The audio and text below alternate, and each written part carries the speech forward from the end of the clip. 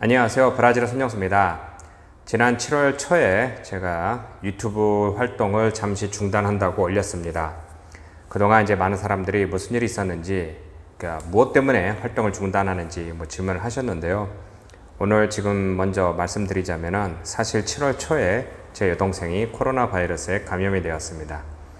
한 달 동안 병원에 입원하여 코로나 바이러스는 물론 다 치유하였지만 그 후유증으로 인하여 혈전이 뭉쳐서 또 그거로 인하여 심정지가 왔고 또 그 심정지로 인하여 이제 뇌사가 오는 그런 사건이 있었습니다.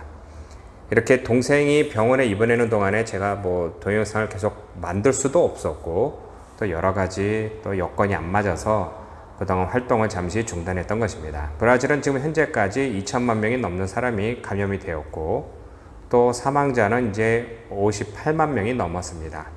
그전에는 이제 꾸준히 몇 명이 이제 감염이 되었고 몇 명이 치유되었고 또 몇 명이 사망하였고 이런 것을 제가 다뤘었는데요. 제 동생이 이제 감염되니까 이런 거를 또 숫자를 결국에는 그 숫자의 하나가 되었지만 그것을 제가 거론하기가 좀 많이 껄끄러웠습니다. 그래서 좀 조심을 하였지만 가장 중요한 것은 사망률은 2.8%라고 합니다. 그러니까 이제 이게 무슨 말이냐? 그러니까 확진을 받은 사람 중에 2.8%는 사망을 한다라는 것이죠. 그러니까 이게 사망률이 굉장히 높은 겁니다. 한국에 계신 분들 중에서는 한국 사망률은 1%가 안 된다, 0.2% 된다, 0.02% 된다, 별 말씀을 많이 하시는데 이게 왜냐면 한국은 이제 많이 사망을 안 했기 때문에 그 숫자를 적용하면은 그렇게 낮게 보이지만 감염률과 사망률은 굉장히 높습니다. 58만 명이 사망한 것입니다. 제 여동생은 감염이 어떻게 되었는지는 아직 누구도 알 수가 없습니다. 중요한 것은 저희 식구 부모님을 먼저 다 중국산 백신을 다 맞으셨고 저와 제 아내도 차례로 맞았고 이제 우리 가족 중에는 남은 것은 제 여동생이었습니다. 그래서 그 날짜에 맞춰서 밖으로 나가서 백신을 접종을 하였고 그날 돌아오면서부터 갑자기 이제 몸에 열이 나고 안 좋다라고 하였습니다. 처음에는 식구들도 그렇고 본인도 그렇고 다 생각한 거는 이건 아마 백신 부작용인 것 같다 라고 해서 며칠간 집에서 보다가 이건 아닌 것 같다 라고 해서 이제 병원에 갔고요. 병원에 도착하자 평상시에는 이 감염률이 높아서 환자들이 많은데 사실 요즘에는 그 확진자와 그 환자들이 많지는 않습니다. 확실하게. 그러니까 가장 심했던 6월, 7월달 같은 건 하루에 3,000명, 전국입니다. 3,000명 이상 이렇게 사망하고 그동안 쭉 내려오다가 이제 요즘에 와서는 8월달에 9월달에 이제 시작하지만 이때는 보면 500명, 300명 이렇게 죽기도 합니다. 어쨌든 제 여동생이 입원한 것은 이제 개인 병원이고요. 이게 중요합니다. 그러니까 그동안 브라질뿐만 아니라 전 세계적으로 이 코비드로 인하여 사망하는 사람들의 문제를 보면은 대부분 의료진과 또 그것을 이걸 치유할 만한 병실이라든가 주사기라든가 이런 장비가 많이 없어서 사망한 것입니다. 근데 제 여동생이 지금 입원했던 병원은 다행히 저와 같은 개인 보험이 있어서 개인 병원으로 이제 입원하였고요. 이게 중요합니다. 개인 병원이 있으면 그래도 시설도 좋고 의료진도 좋기 때문에 일단 좋은 평을 받는 것이고요. 일반적인 공립병원에 갈 경우에는 병실도 모자르고 병실이 있더라도 장비가 모자라든가 의료진이 모자라든가 여러 가지 문제가 있는 것입니다. 어찌됐건 제 여동생은 이제 들어가자마자 환자도 많이 없고 또 개인 병원이다 보니 수십 개의 병실이 거의 비었습니다. 그래서 이제 제 여동생은 그냥 그 다음날 바로 에크모를 이제 끼게 된 거죠. 그러니까 에크모라는 것은 이 심장과 이제 폐 역할을 다 이제 밖에 이제 기계에 이제 의존하게 되는 거기 때문에 몸이 이제 자연적으로 치유할 동안에 숨과 이 피와 이런 것을 이제 기계로 돌리면서 자가적으로 이제 몸이 이제 회복하게 이제 도와주는 그런 기계입니다. 이 다른 나라에서도 이게 하루 사용료가 굉장히 높고 브라질도 제가 알기로 그 응급실에 그 에크모라는 기계를 이제 사용하게 되면 하루에 한 3만 헤알 정도 되니까 보통 해서 한 6,000불 정도 되지 않나 제가 이제 예상합니다. 하여튼 그렇게 굉장히 이제 비싼 그런 장비인데 그 장비를 바로 이제 여동생한테 이제 낀 것은 보험에서 이제 주니까, 돈을 주는 거니까 그렇게 해서 이제 희망이 있었습니다. 아, 저런 기계의 근처도 못 가서 사망하는 사람들이 많으니 이제 여동생이 이제 살아날 것이다 라고 했는데요. 이게 처음에 코비드 환자는 당연히 누구나 그렇지만 근처에 갈 수가 없습니다. 그러니까 의료진만 갈 수가 있고요. 또 그곳에서 의사들은 이제 하루에 한 번 정도만 이제 가족에게 이제 전화를 합니다. 지금 현재 경과가 이렇다 하는데요. 한 20일간은 진짜 제가 하루에 몇 번씩 천당과 이제 천국과 지옥을 왔다 갔다 하는 게, 아, 상태가 좀 괜찮다. 그러면 괜찮은가 보다. 그리고 그 다음날에 전화해서 이게 안 좋은 것 같다. 좀 마음의 준비를 해라. 뭐 이런 소리 들으면은 또 그냥 뭐 하여튼 20일간 이렇게 의사들은 지금 상태가 좋다 안 좋다 등 계속 전화를 주는데 하루에 한 번씩만 전화를 받기 때문에 제가 그걸 기다리는 동안에 엄청난 스트레스를 받았고요. 어쨌든 이런 경과를 중에서 에크모를 사용하여 지금 연명하고 있으면서 이제 회복하고 있지만 상태가 안 좋을 때는 이제 뒤집어 놓기도 합니다. 이 뒤집어 놓는다라는 것은 모든 장비를 다 끼고 있는 상태에서 이걸 뒤집어 놔야 되기 때문에 한 6명이 달라붙어서 이렇게 한번 뒤집어 놓고, 그러면 이제 숨쉬기 편하니까 폐가 이제 자가 이제 회복이 빠를 것이다 라고 했는데, 또 24시간 되기 전에 다시 한번 뒤집는 등 이게 엄청나게 이제 어려운 상황이었는데, 그것을 6번을 해서 이제 코비드도 다 치료됐고 폐도 이제 거의 문제가 없이 다 돼서 이제 마취를 뺀다라고 하면서 다음 주 한 3, 4일 정도 되면 깨어나면서 이제 뭐 가족하고도 만날 수 있다 뭐 이렇게 연락 받았습니다. 그게 한 25일 정도 이제 지난 상태였던 것이죠. 근데 그걸 이제 제가 기억나는 게, 이제 토요일 날 전화 와서 이제 다음 주면 이제 깨어날 것이다 라고 이제 긍정적으로 전화하는데, 일요일 날 아침에 갑자기 11시 반에 전화가 와서 조금 전에 심정지가 왔었다. 자세한 것은 다음에 얘기하겠다. 이렇게 연락이 왔던 것입니다. 사실 이건 누구한테도 얘기 못하고 저 혼자만 전화 받고 이제 고민하는 건데, 이게 기분이 이게 말로 설명할 수 없죠. 그래서 이제 월요일부터 병원에 가서 의사들과 만나보고, 화요일에는 부모님을 꼭 모시고 와라. 그러니까 입원하고 나서 26일간 얼굴도 못 봤던 상황입니다.